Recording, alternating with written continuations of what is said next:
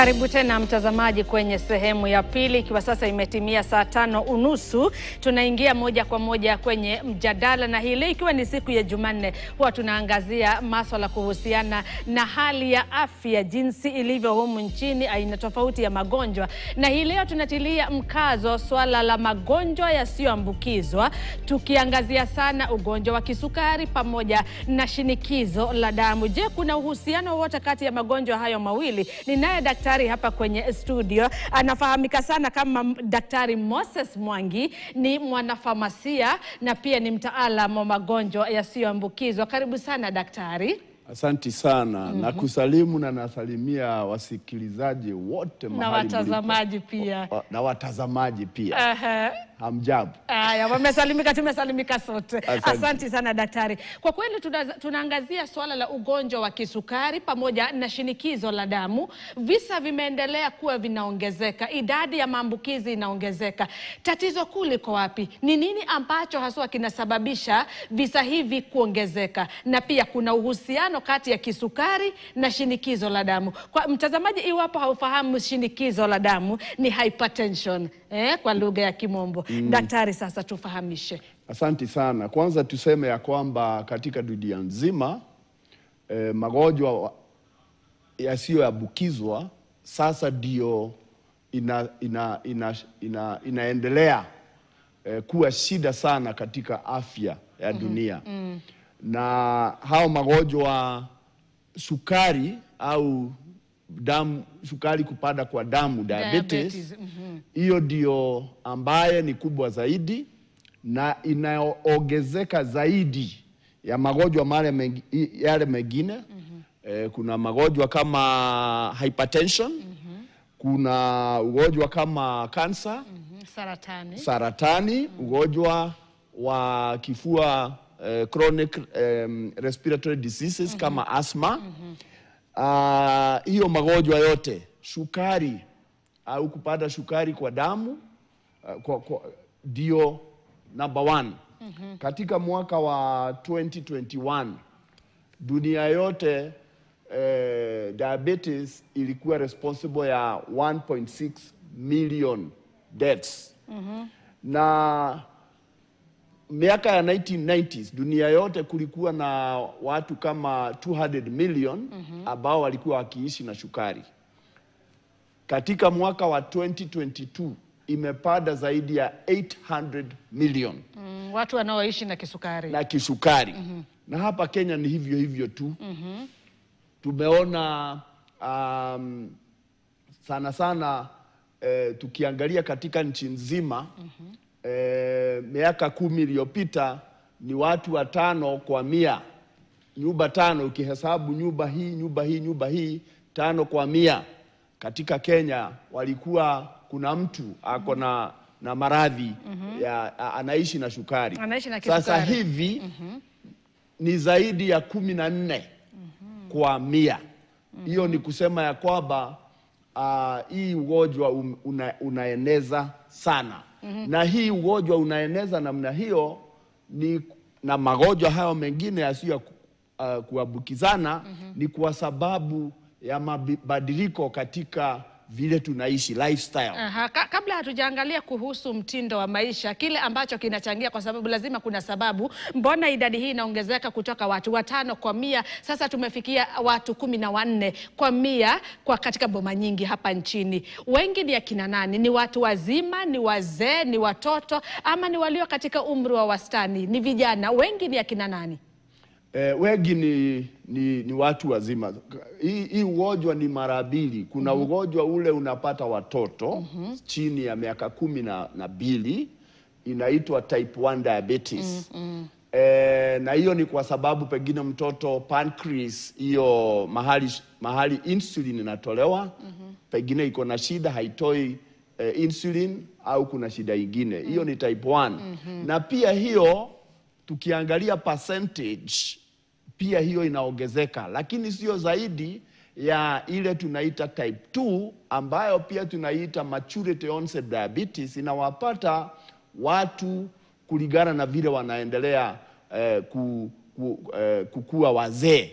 Na tulikuwa tunaiona sana kwa watu ambao wamepita miaka 40 kwenda juu.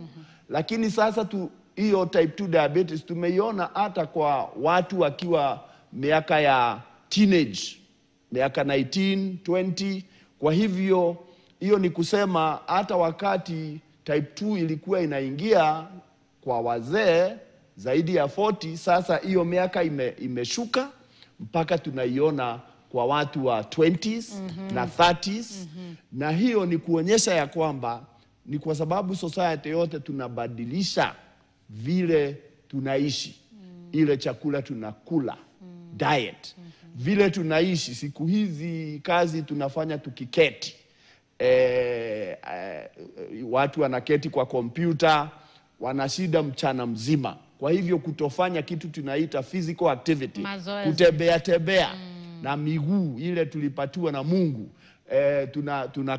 tunakaa hiyo lifestyle change ya kutofanya mazoezi au physical activity, na chakula ile tunakula, tumeondokea chakula ile inatoka kwa shamba vizuri, tumeingia kitu tunaita processed food. Ndio watu sasa wanaikula sana processed food. Hiyo processed foods pia imechangia pakubwa kupanda kwa ugonjwa wa shukari. Na kisukari. Yes. Na tukiona hivyo, kuna mambo mengine pia ukiangalia watu siku hizi wamenona sana. Wameongeza uzani. Wameongeza weight.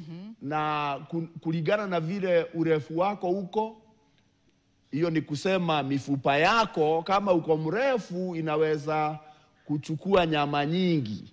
Kulingana na urefu wako vile uko, watu warefu wanaweza kuwa na kilo nyingi kuliko watu wafupi. Tumeona watu wakibeba weight kubwa kuliko ile wanahitaji kuwa naye. Na hiyo imechangia pakubwa pia.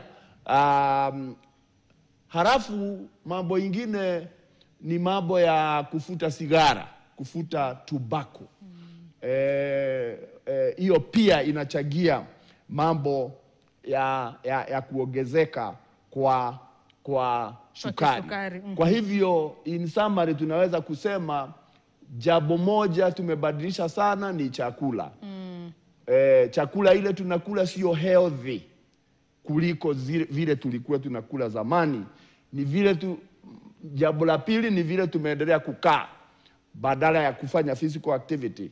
Na ya tatu ni kuongeza ratili, kuongeza kilo katika mwili wako na mambo ya kuvuta sigara pia. Na unywaji pombe? Unywaji pombe pia unachangia sana mtu ikiwa sasa ako na diabetes na aendelee kukunywa hiyo inaendelea inaweza kumletea shida. Lakini ile shida kubwa sana ni tobacco. Asante sana Daktari Moses. Sasa tugeukie shinikizo la damu, kwa sababu pia, je, kuna uhusiano, mwanzo kabisa, kuna uhusiano wa kisukari na shinikizo la damu? Kuna uhusiano. Unaweza kupata shinikizo ya damu hata bila shukari. Lakini tujue ya kwamba shukari unakuwa kwa damu, shukari mingi, unakuwa na diabetes ni kukuwa na shukari mingi katika damu. Na hiyo damu iko kwa mifupa, inaendelea kusuguzwa, inazunguka ndani ya mwili.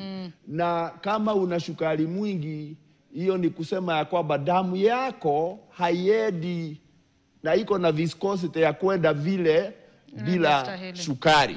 Na hiyo ni kusema ya kwamba ikiwa iko na shukari, lazima moyo sasa uweze kupiga zaidi kuliko damu ambayo haina shukari. Na hiyo ni kusema ya kwamba baada ya miaka michache ukiwa na shukari ambayo haitibwi vizuri, blood pressure inakuja. Kwa hivyo tunasema shukari na blood pressure they are sisters. Kuna uhusiano. Na zote mbili sasa zikishikana bila kuwa controlled inaleta shida sana kwa figo, kidneys. Kwa sababu figo ndio inakera au inasafisha damu. Sasa damu iko na shukari. Kwa hivyo inaleta shida kwa figo. Sasa ikileta shida kwa figo, figo ndio ina control pressure. Sasa figo inasema tuongezee pressure ili hii damu iweze kusafishwa vizuri. Kwa hivyo pressure inaingia. Na sasa zikiwa zote mbili, mwishowe tunakuwa na kidney failure. Kidney failure. Kwa hivyo hiyo magonjwa, shukari, hypertension, kidney failure. Kidney failure nyingi inatokana na kuwa na pressure na kuwa na shukari. Pia kidney failure inaweza kuwa na shukari hata bila pressure. Na kidney failure inaweza kuwa na pressure bila shukari. Lakini zikishikana zote mbili inaleta shida sana. Na ndio naona siku hizi mambo ya dialysis imekuwa mingi. Vile shukari inaongezeka, vile pressure inaongezeka, ndio kidney inaendelea kukua na shida. Kwa hivyo inahitaji kusafisha kupitia kwa dialysis. Umenena vizuri sana daktari, na visa vinaendelea kuongezeka vya kisukari pamoja na shinikizo la damu. Lakini ukiangalia miongoni mwa wale watu wanaoishi na shinikizo la damu, zaidi ya 75% hawapokei matibabu yoyote. Tatizo liko wapi? Kwanza kabisa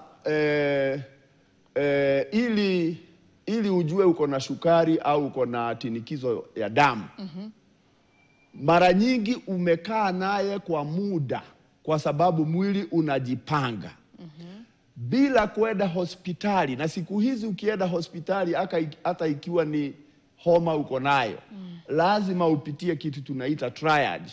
Upimwe pressure na uangaliwe, na pressure ikionekana iko juu kidogo, lazima upimwe shukari. Ni kwa sababu tunaita shinikizo ya damu, pia shukari mingi tunaita silent killers. Kwa sababu husikii kitu kabla sasa uone symptoms. Umekaa na shukari, umekaa na pressure, na kwa sababu hospitali zetu ziko na wagonjwa wengi, wewe sio mgonjwa, huendi hospitali. Tunahitaji kuwa na kitu tunaitwa, mtu akifikisha miaka 30 kwenda juu, tunahitaji kuwa na kitu tunaitwa medical check-up. Routine check-up. Ukifikisha miaka 40 kwenda juu, unahitaji kuifanya every 1 to 3 years. Ukifikisha miaka 50, unahitaji kuifanya every 1 to 2 years. Ili tuweze kuona shukari ikipanda, tuweze kuona pressure ikipanda, tudeal naye mapema. Kwa hivyo inakuja sana na inaongezeka sana kwa sababu watu wengi hawaelewi, hawajui, na hospitali zetu zimejaa wagonjwa. Wewe sio mgonjwa, unaona unaenda hospitali kupimwa nini, na especially watu ambao ni low socioeconomic groups, na ndio wengi zaidi, na wanaenda hospitali zetu za public, na bado kuna mashida mengi.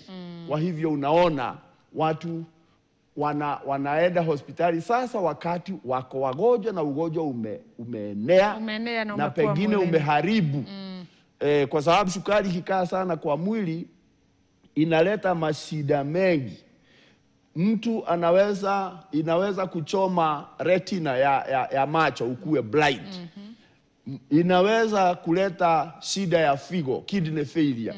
Inaweza kuleta heart attack. Tunaona siku hizi hata mtu amekuwa mwema, hata hajui yuko na pressure imekaa na shukari, anakufa tu.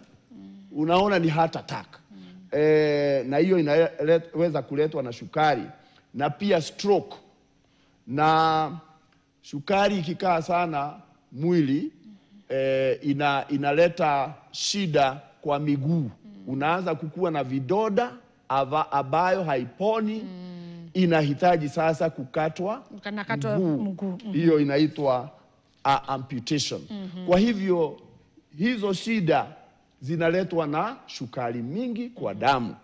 Na ni vizuri kama mtu angekuwa daktari wake mwenyewe. Wewe mwenyewe ujiangalie na ujue sasa ukifika miaka 30 kuelekea, sisi tunasema mtu anaishi miaka 70. Sasa ukipitisha 35 ujue nusu ya maisha imefika. Unahitaji sasa kujiangalia zaidi na kujielewa na kuchagua nini unakula na kujua kama unatembea au unataka tu kuchukua dudhi kila wakati. Tembea, wacha bodaboda. Bodaboda ni mzuri. Watu watembee kule bodaboda iko. Sio kuita bodaboda ikuite kujie nyumbani. Uifikie mahali iko. Uifikie mahali iko, na wakikuleta wakuweke mahali hapo utembee. Mahali alikuchukulia kuweke tu, akushukishia tu hapo. Haya basi, asante daktari. Kuna pia kuna visa la kuongezeka kwa shinikizo la damu miongoni mwa wanafunzi. Ni nini tatizo na ni nini ambacho kinachangia shinikizo la damu miongoni mwa wanafunzi? Shinikizo ya damu miongoni mwa wanafunzi ambao wanaenda shule, wao hawajafikisha miaka 25, miaka 30. Unajua sasa definition ya health, tunasema health is not merely the absence of disease. It is a state of complete well-being. Inahusu physical, psychological na spiritual. Hiyo ndio definition ya health.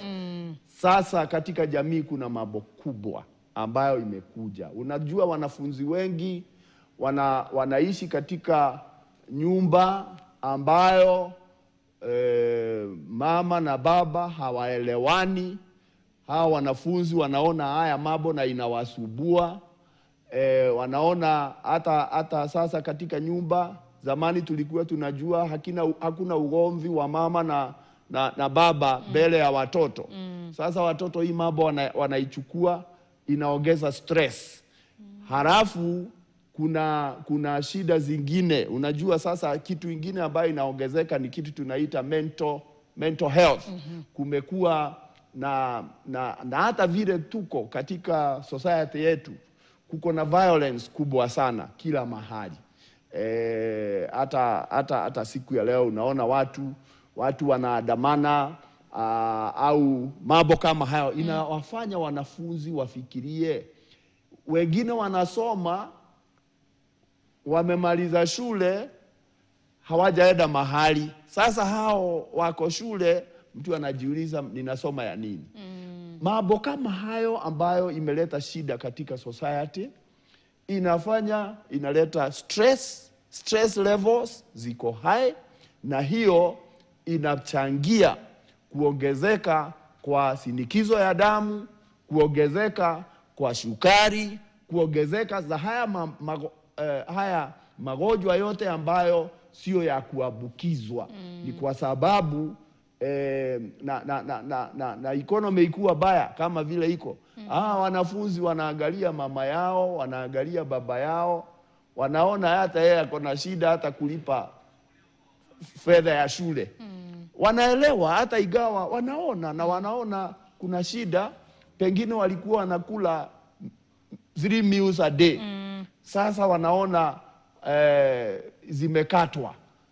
Na ile chakula inakuja kwa meza. Pia wazazi hawa afford healthy diet, na sana especially young mothers ambao sasa pia wako na kazi, wanatafuta, haso na hata hawana nafasi kukua na watoto wao, na hawana nafasi ya kupika. Wanaenda wananunua noodles na vitu kama hiyo ambayo watoto sasa wanapatiwa wakiwa wadogo. Sasa wanakuwa bila mwili kuwa na afya mzuri. Sasa bado wako students na wanaanza kupigana na hii maradhi. Kwa hivyo ni lifestyle vile imebadilika, inabadilika kwa kila mtu. Na ndio unaona wakati wa kupata sukari, wakati wa kupata pressure, miaka inaendelea ikienda chini. Na tujue katika ulimwengu kuongezeka kwa hii maradhi inaenda haraka katika low and middle income countries. Mataifa yanayojiendeleza. Ndio tuko na mashida kubwa ya lifestyle, na ndio magonjwa haya inaongezeka sana. Asante sana daktari. Kwa sababu pia wakati unapozungumzia haya magonjwa mawili, watu wengi wanafahamu kuhusiana na hali yao kama muda umesonga, hata hawajui hata dalili. Kiwango cha uhamasishaji kikoje? Je, ni kipi ambacho kinafaa kufanywa? Ni kama jinsi hata miaka inavyoendelea kupungua ya waathiriwa, wanafunzi shuleni wanafaa kuhamasishwa vipi? Ni labda magonjwa haya yawekwe kwenye somo ambalo litawekwa ndani ya mtaala kuhakikisha kwamba wanafunzi pia wanaelimishwa tangu shuleni. Wewe kama daktari, kwa sababu unawapata hawa wagonjwa wote, ima ni vijana, wazee ama watu walio katika umri wa wastani, kiwango cha uhamasishaji, kuna maelezo ya kutosha ama hali ikoje? Tunahitaji kuongezea kuzungumza na kufundisha watoto wakiwa shule. Katika syllabus ile tumekuwa naye ya CBC, ilikuwa imeona na imeonelea na ikachangia ya kwamba kuwe na masomo ya kusomesha watoto wetu mambo ya hii maradhi. Mpango ulikuwa mzuri, lakini unaona vile tunaendelea, ndio tunaendelea kuona serikali ikibadilisha. Kuna changamoto chungu nzima ambazo bado zinaendelea kukumba mtaala huu. Tunahitaji kuongezea katika curriculum, watu wasome kuhusu mambo ya afya kama mental health, na pia mambo ya healthy diet, na pia kuna hii mchezo inaitwa physical education. Unajua hata katika mitaa mingi, katika towns nyingi, hakuna mahali pa watoto kuchezea. Fields zote wengine zilichukuliwa zikajengwa concrete. Kwa hivyo watoto, na unajua sasa watu wengi wanaishi katika high rises. Hata kutoka nje kupata hewa, kupata kucheza, tunahitaji kuongezeka physical education. Ilikuwa compulsory na iendelee kuwa compulsory, na serikali tupange katika jamii, tuone katika estate tuko na mahali ambapo watoto wanaweza kufanyia michezo. Na katika shule hata ingawa pengine shule haina field, watafute ni wapi watoto wangepelekwa waweze kucheza. Tunahitaji kuangalia mambo hiyo ili tupugue kidogo. Of course, watoto wanahitaji kuelewa ya kwamba kuvuta sigara wakiwa vijana kunachangia kuleta hii maradhi. Na sasa na tukiendelea, ukienda secondary school zamani, ilikubidi, kama mimi wakati nilienda, ilikuwa inabidi tufanywe x-ray, tuangaliwe vile lungs ziko. Viungo vilivyo. Sasa tunahitaji kubadilisha kidogo. Test zile tunahitaji kufanya watoto wakiingia mahali kutoka probably from junior school to senior school, wapimwe ili tuone kama wako sawa. Sio tu x-ray. Na tufundishe watoto wakiwa university na colleges, kwa sababu wako katika nafasi ambao wanaweza kufanya decision yao. Wataweza kujifanyia maamuzi. Na wana kiwango kizuri cha kufahamu. Mtu ajipeleke baada ya miaka kama 5 anachuguzwa ili akijulikana ajue vile atajipanga. Lakini pia society, hii mambo ya kukula chakula processed, tunahitaji kurudi kwa chakula yetu. To promote farmers wetu waweze kukuza sorghum, waweze kukuza mahidi, na hata mahidi ikisagwa ile tukule ile ambayo haijatolewa gozi, whole maize. Hiyo ni more healthy kuliko hii inatolewa gozi. Hii ambayo ni nyeupe sana. Nyeupe sana, hata hiyo ni very unhealthy, na ndio watu wengi wanakimbilia, hata inauzwa bei kali kuliko ile ambayo iko healthy. So watu lazima wachague healthy diet. Na pia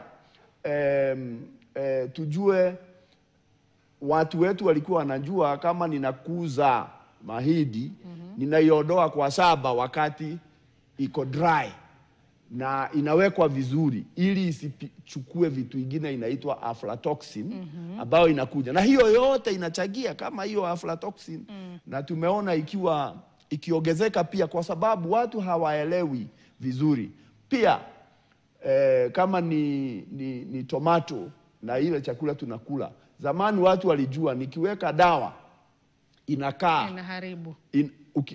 Ukispray kwa sababu ni lazima tu spray. Inahitaji kukaa muda wa wiki moja kabla kukula. Siku hizi watu wanaweka dawa asubuhi na jioni iko kwa soko.